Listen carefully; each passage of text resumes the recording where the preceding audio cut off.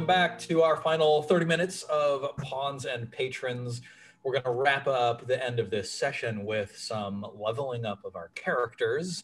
We're going to return to see what our patrons have been up to, and one of them is going to have the opportunity to generate a quest that we will go on in the future.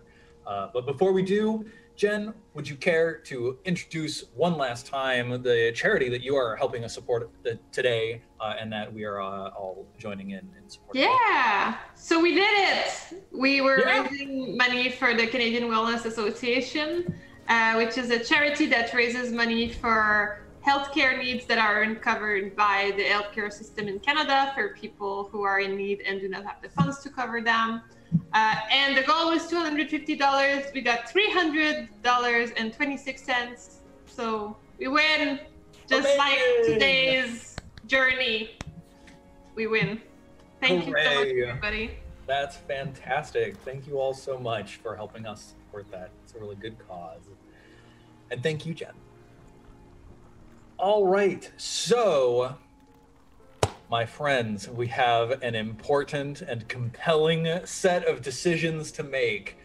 Every single one of your characters who still lives has earned the right to ascend to first level. And it's up to you to choose which class you want to take. So to give you a rundown of what's available, let's see. Yeah, so there's the classic classes of, let me just see here. Yep, there's Cleric, Thief, Warrior, and Wizard. And then instead of calling it Dwarf, we're calling it Knight. Instead of calling it Elf, we're calling it Spell Sword. And instead of calling it Halfling, we're calling it Rogue. I can tell you a little bit very briefly about the key factors of each of those classes. So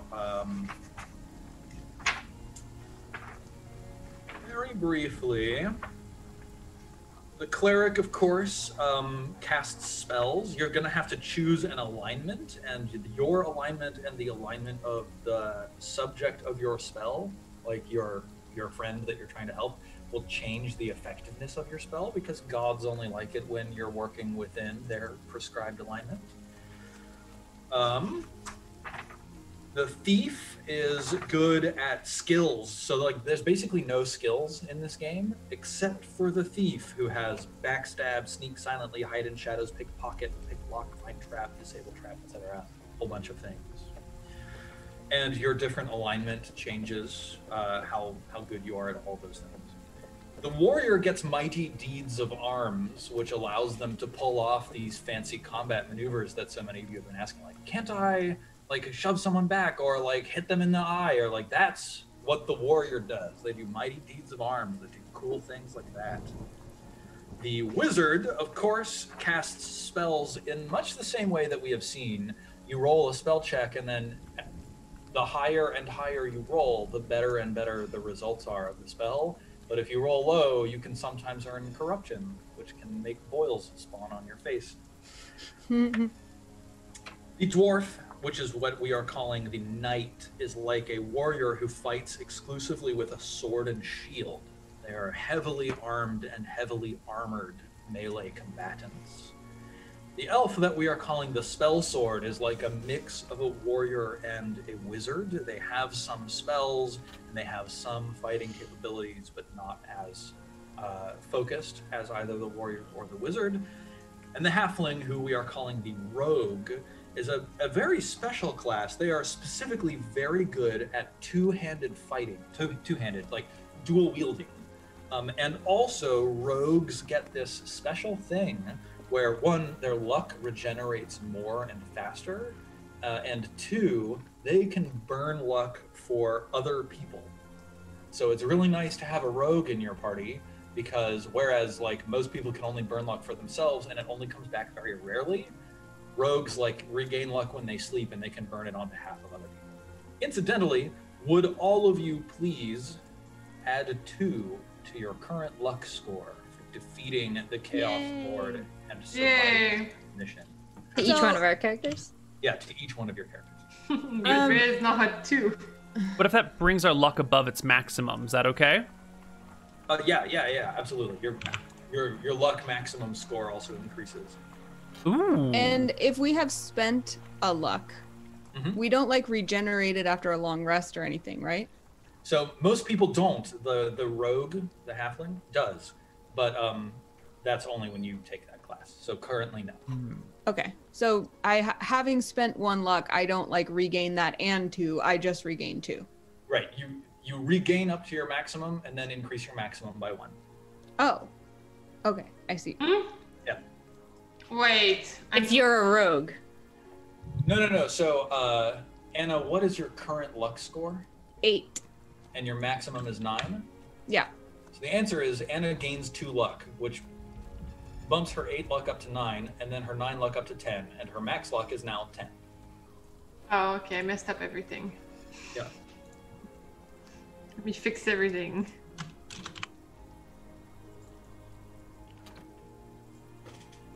I'm gonna have a question in a sec. Well, I know what I want to do. Sky is going to become a warrior, and little Jimmy is going to become a thief. Amazing. So, Sky, Yes. let's see. Please roll. Oh, we gotta find the hit dice. Please roll 1d12.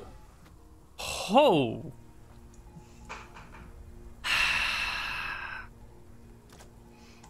Oh my god. Wow! Oh Oh my god. There you go. I'm so I sorry, love it. Neil. I love it. no! Exactly what I deserve. And little Jimmy is becoming a thief. Yeah. Please roll 1d6.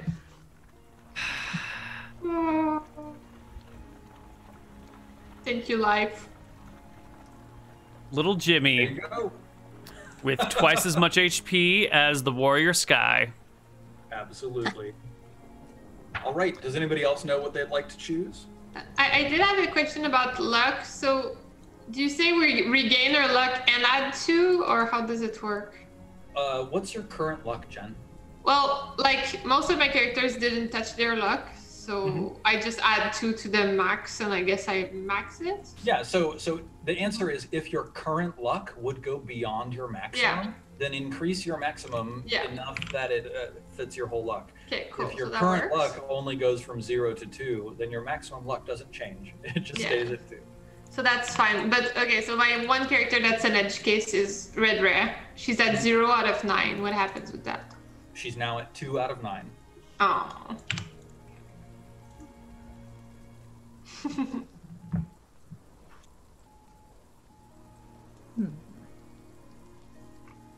I think I know so what I want to do. If you want to think about character stats, then the cleric relies on personality, the wizard relies on intelligence, the spell sword relies on strength and intelligence, I think.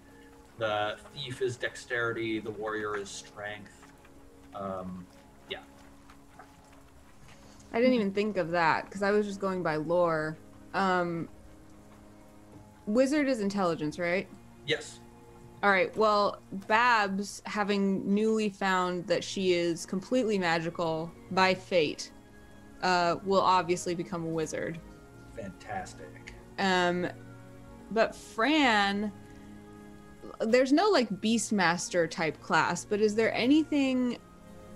Her highest stat is also intelligent. She's also fairly agile. Mm-hmm. I was thinking lore-wise for her, especially since she was already dual wielding, that either warrior or I forget what the dual wielding class was, ranger, Rogue. Either of those might be good, but if there's anything that you think would lend itself to like beast mastering, I would like to consider that. So like in the base book, there's no like beast master or ranger type class. We could take a look between now and our next show at the third party or the later released ranger and see if that satisfies you. So we could decide that one later if you want to like look at some other stuff. Which was the one? So wizard was intelligence. What were the other ones that were really great with intelligence?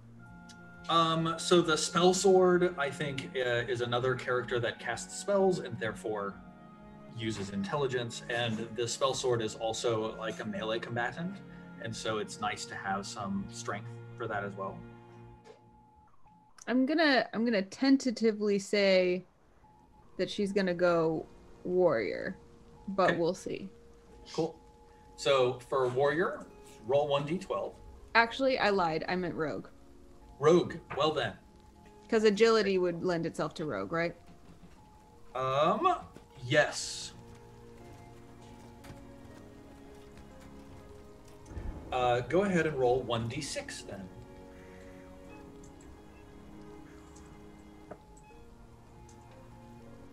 Okay, you've gained 2 hit points. Great. And then your other character wanted to be what again? A wizard. Oh man, Harry. awesome. Pretty sure that's 1d4. Yes. Fran before had 1 hit point, by the way. I can't believe she lived. And now All right, she's I got got 3. She's 2. 3 times as survivable as she was before. Yeah. And now Babs has 5. Rachel? Let's see.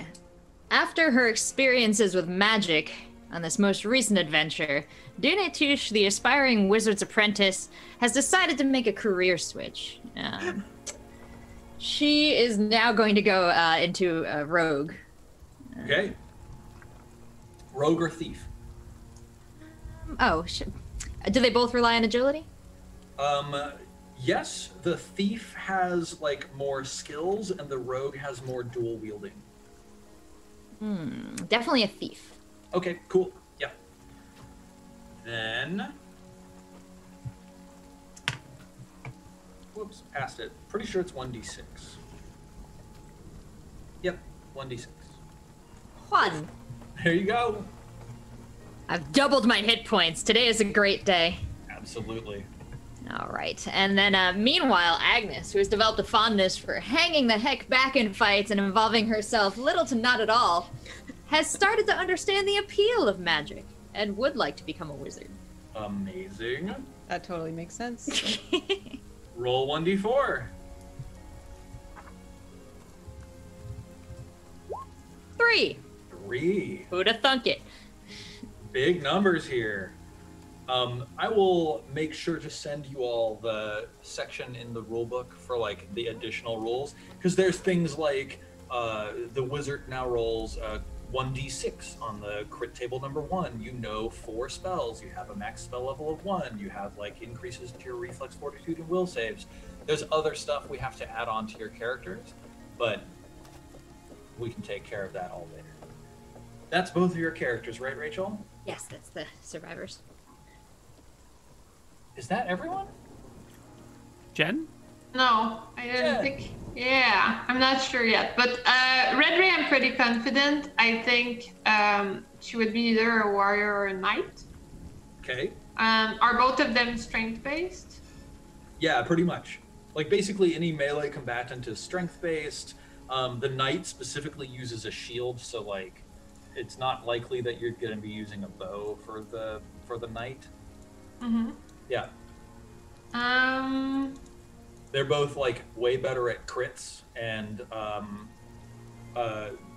generally speaking way more survivable.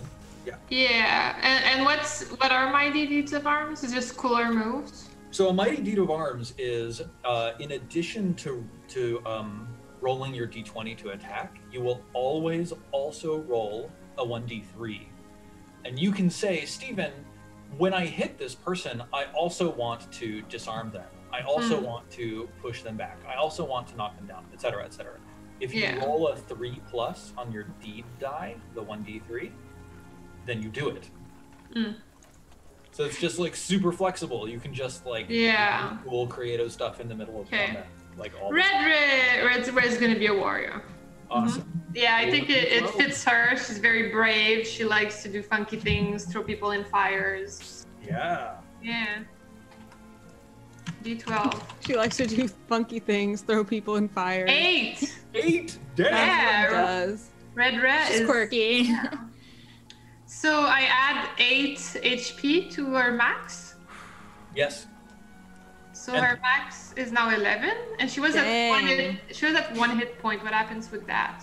So like the next time we play, you're all going to be at your maximum HP. Okay, So like, first of all, make sure that you're all increasing your character's maximum hit points as well as their current hit points. I see a couple of characters down here that only have their current HP increased and not their maximum. So do both.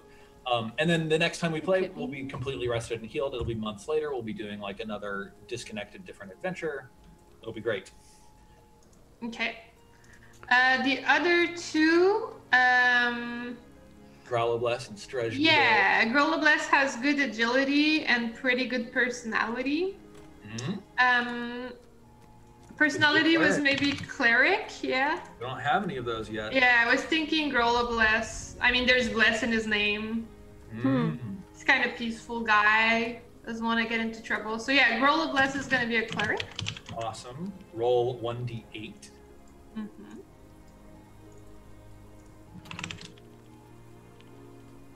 8. Incredible. Yeah. And we will also need to choose a god for you in addition to the other things. Okay. But we'll do that a little bit later. Yeah. So then my last. Yeah. And now, Stretch Today. Stretch Today. This is serious. So Stretch Today is very good at many things, although he has 1 hit point. He's pretty agile, he has a great personality, he's pretty smart, and he's extremely lucky. Amazing. He has really good stats. And he's ranged. So I'm not sure what would be best. Is there anything we don't have? Let's see. I don't think we have any spell swords. But he's not strong. I'm not We have feeling something it. of everyone else. Let's see. Yeah. Stretch Today. Yeah, let's see. I mean, bear in mind that he's got a 0 modifier on strength. So like in this game, having a 9 strength is not nearly as bad as it might be in other role. Yeah. But he also has a +1 on missile fire attack. So is there anything ranged that it could apply to? I feel like this is really... So again, if you're playing a spell sword, quote unquote, you can be using a ranged weapon. So you think he would be a good fit for that? Yeah, absolutely. More than a rogue or a wizard? So, his intelligence is only 11, which isn't super great, but it's also not bad.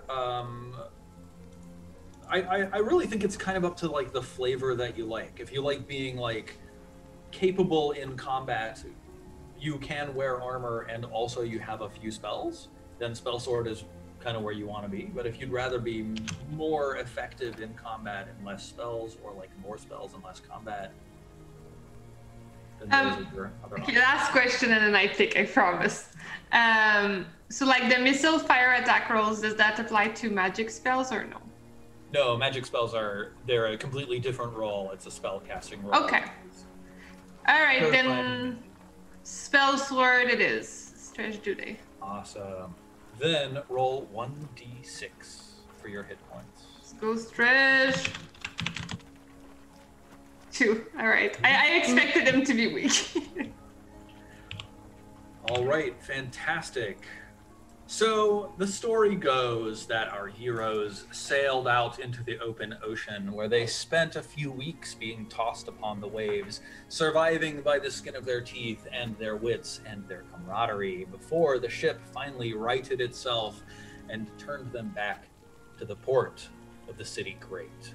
Released into the city and sent free to pursue their own goals and ends, each of them eventually found their way to, someone who could instruct them in the ways of refining their capabilities, as we have just now seen. And from there, were funneled to 4 very important people within the city great. So because we've only got 10 minutes left, I want to run one of you 4 through the random quest generation. So, which one of your patrons would like to be the one who is sending our heroes on the next quest? Oh, it's got to be Jen, right? Ruler of the Twisted People? Has to be. Okay. What's your patron's name again, Jen? Petrov, the prophet. Petrov, the prophet. The Yeah. prophet of Teotihuacan. Yeah. Fantastic. Then, Jen, let me just like copy paste the Dropbox link, Google Docs link that I shared earlier. Mhm. You're gonna want to go to this link as well. Yeah. The Appendix N quest generator. Appendix N Mhm. being, of course, Yeah. the classic appendix containing all of the reference reading material for classic role-playing games. So there are two ways that your patron can generate a quest to send their pawns on. One is the known quantity, which is like, Steven, I know what I want to send people to go do for me because like my rival has been fucking shit up, so we need to take them out. Probably you don't have any of that on hand right now. Yeah. So probably we're going to do Winds of Fate, which is good because doing a Winds of Fate quest is free, whereas doing a known quantity quest costs 1 influence. We'll track this at the start of next episode, but all of you have earned 1 influence because you've just gained some very potent new fresh blood to your houses. Nice. And you can spend that in all sorts of very interesting ways. So Winds of Fate, first you roll 2d6 plus your holdings. Now I'm gonna like change your page over here in roll 20. How do I know my holding? Currently your holdings are impoverished. And as you purchase your way through this chart, you can see there are a couple of blocks that give you +1 to your holdings. That increases your holdings to mediocre and then lux glacial. When your holdings are impoverished, you have a -1 to the roll to generate a quest. Okay. 2d6 -1. Yes. I roll? Yes. Oh man. So on a 10+, you choose rather than rolling on 3 of the random rolls below. On a 7 to 9, you choose rather than rolling on 2 of the random rolls below. And on a 6-, first you, and then the DM will choose rather than rolling on 1 of the random rolls below. So to talk you through it, we're going to choose a genre for the quest we're generating. The choices are Gothic, Surreal Comedy, Maximum Gonzo, Action Adventure, Horror, and High Fantasy. Then we'll choose an action and a target. The actions are acquire, like steal, take, purchase, capture, whatever. Influence, which is like manipulate, negotiate, convince, etc., or eliminate, which is killing and also driving off, chasing away, eradicating a person, monster, or group. And then each of those has like specific different targets. The locations are things like an ancient labyrinthine dungeon, a trap-infested warren, a profane temple, in certain places like the slum warrens of the city great, on the White Peak Seas or Swamp Duday.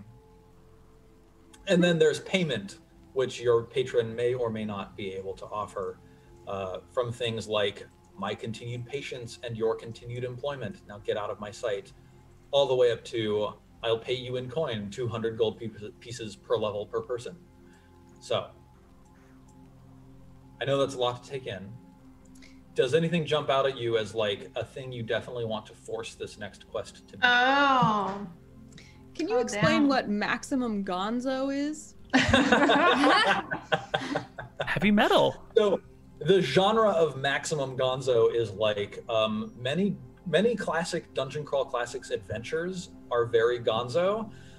I also describe this as heavy metal, the magazine, lasers, aliens, and dinosaurs. Cool. Cadillacs and Dinosaurs. Anyone seen that show? It's amazing. Surreal comedy is like friends Alice at in it. Wonderland and Don Quixote.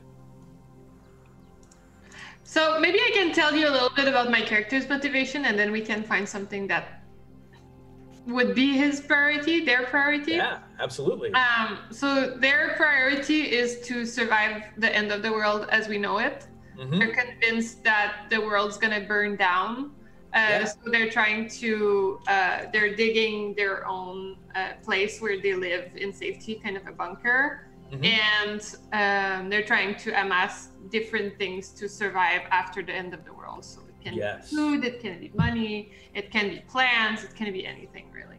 So scroll down a little bit to under target where it says acquire. I think you probably want to acquire one of these things because those are like valuables, riches, like eldritch artifacts, arcane power. Those seem like the sort of thing that Petrov might want. Yeah, I want to acquire something. Does anything jump out at you from that list? You see, I think I had an enemy that might tell me more. Who did I pick as an enemy? Rival? Rival, the Overlord. Nice. And my ally is Zatula. Yeah. So is there anything I could take from the Overlord? Yeah, maybe the last eye of Saint Wyman. Yeah, absolutely. Yeah. If you want to say like, so you only get to choose to force one of these two random rolls. So you can either choose that you're getting the Lost Eye of Saint Wyman, or you can say, yeah, whoever has the thing that I want, it's the Agents of the Overlord. Yeah, Agents of the Overlord. I want to steal from them, yeah. Awesome. Then I'm going to force that the location for this is in Swamp Today. Yes! Yeah. All right, Jen. Now we're going to roll some generating. So let's see. I'll add a little first quest Petrov. Genre. Jen, please roll 2d6. A 2. Wow. That was just a 2d6. There we go. Oh, I see. Okay, a 10. Yeah. Wow. Sorry, I messed it up. The genre is horror. No, of course it is. horror in Swamp Today. Yeah. Horror in Swamp. Is Swamp Today spelled with an E at the end of swamp? Yes. Good. The E at the end of swamp is silent, but the E at the end of today is not. Exactly. And then you wanted to acquire, and you're acquiring it from the Agents of the Overlord, but roll 1d6 to see what you're getting. 4. You're getting the Eldritch Scroll of Zokar Zan, Scroll of Eldritch Ravings, from Agents of the Overlord.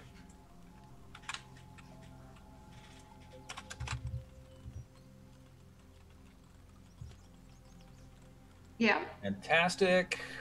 Location, please roll 1d6. 1. 1. It's located in an ancient labyrinthine dungeon within Swamp Today. Great. A labyrinth horror dungeon. What could go wrong?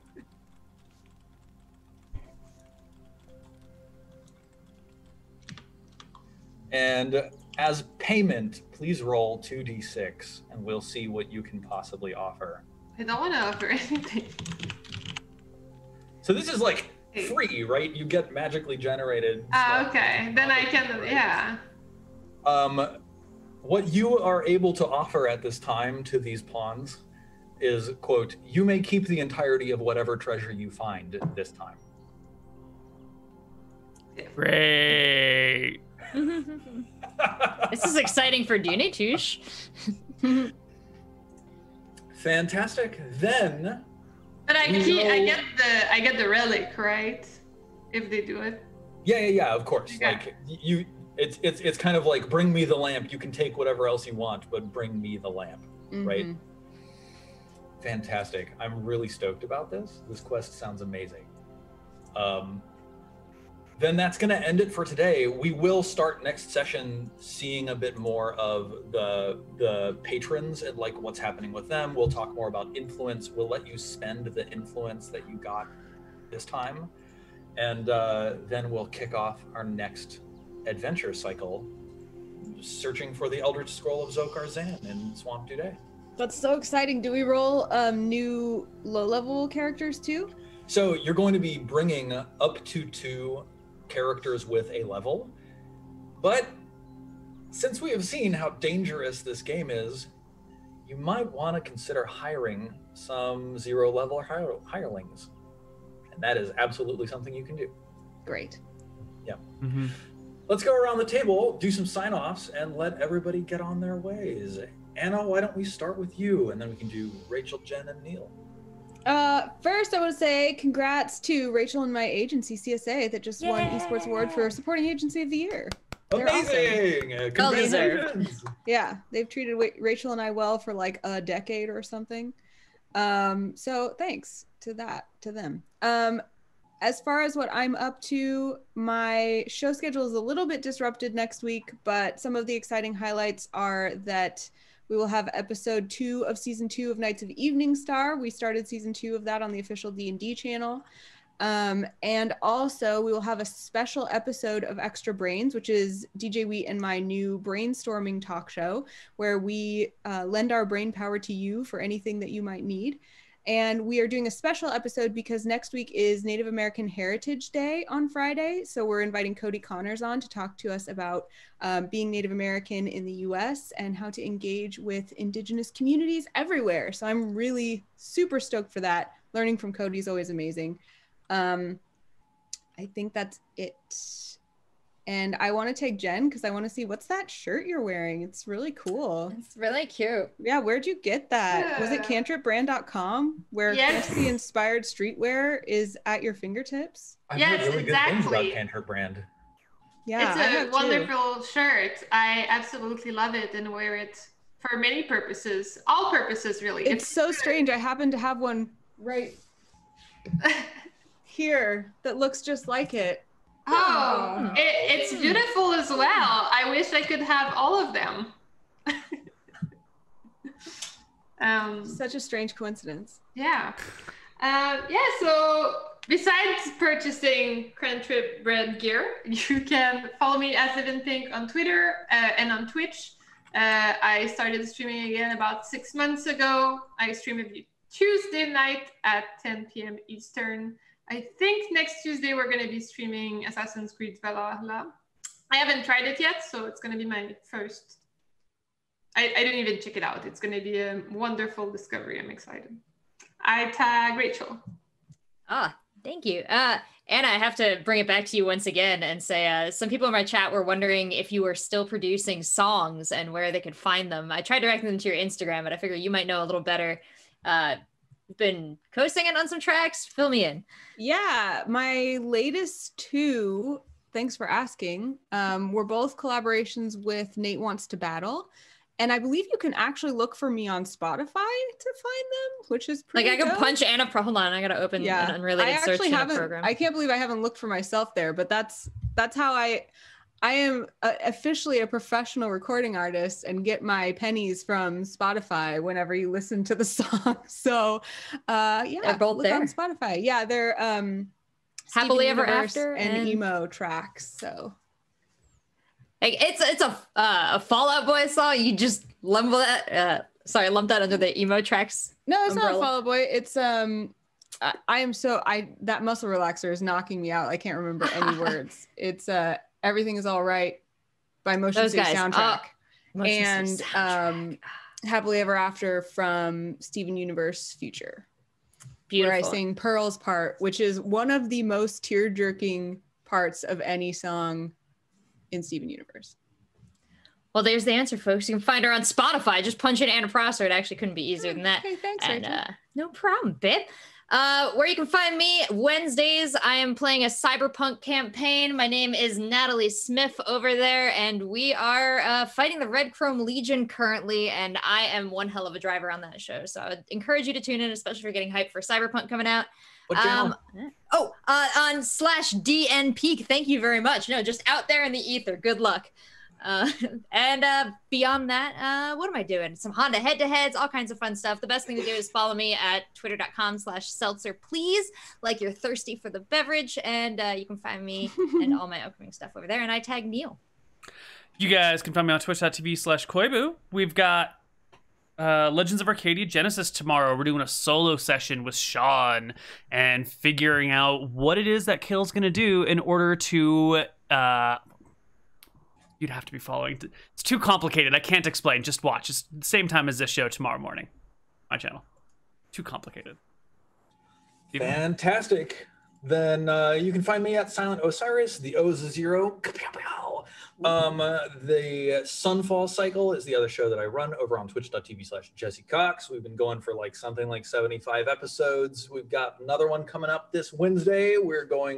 We're approaching level 9 and 10 on everybody now in 5th edition Dungeons and Dragons, which is really cool. And I think that's the only other D&D show that I'm participating in these days, separate from Pawns and Patrons. So we 5 will discuss off air when we'll be able to meet next. Crossing my fingers, we'll be able to pull it off sometime in December and get you another show within the next month. But keep an eye on all of our Twitters and you will find out when our next show will be. I can't wait for our next character arc because this is going to rule. So I think that's it for us all today, and we will see you next time. Bye.